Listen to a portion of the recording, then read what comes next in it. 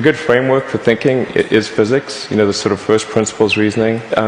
What I mean by that is boil things down to their fundamental truths and reason up from there, as opposed to reasoning by analogy.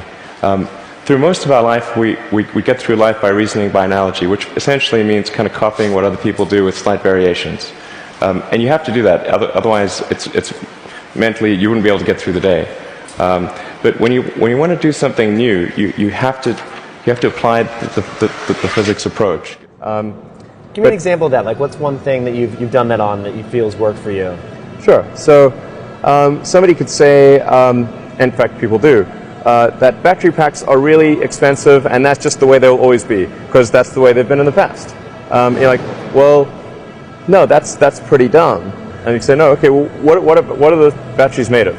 So first principles would be to say, okay, what are the material constituents of the batteries? Mm-hmm. What is the spot market value of the material constituents? So you can say, okay, it's got cobalt, nickel, aluminum, carbon, and some polymers for separation, and a steel can. So break that down on a material basis and say, okay, what if we bought that in the London Metal Exchange, what would each of those things cost? Like, oh, geez, it's like $80 per kilowatt hour. Mm-hmm. So clearly, you just need to think of clever ways to take those materials and combine them into the shape of a battery cell, and you can have batteries that are much, much cheaper than anyone realizes.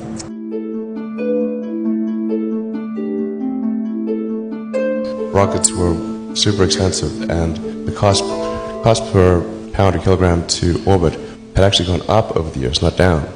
So after my second or third trip back from Russia, I was like, whoa, there's got to be a way to build rockets. There's got to be a way to solve this rocket problem. I started reading a lot of books on rockets and did sort of a first principles analysis of a rocket. Just broke down the materials that are in a rocket, what would it cost to buy those materials, what versus the price of the rocket, and there's a gigantic difference between the raw material cost of the rocket and the finished cost of the rocket. So there must be something wrong happening in going from the constituent atoms to the final shape.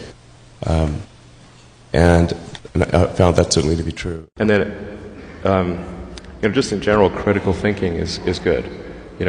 Examining whether you have the correct axioms, are the most applicable axioms, does the logic necessarily connect, and then what are the range of probable outcomes? Outcomes are usually not deterministic; they're a range, and so you want to figure out what those probabilities are, and make sure, ideally, that you're the house. It's fine to take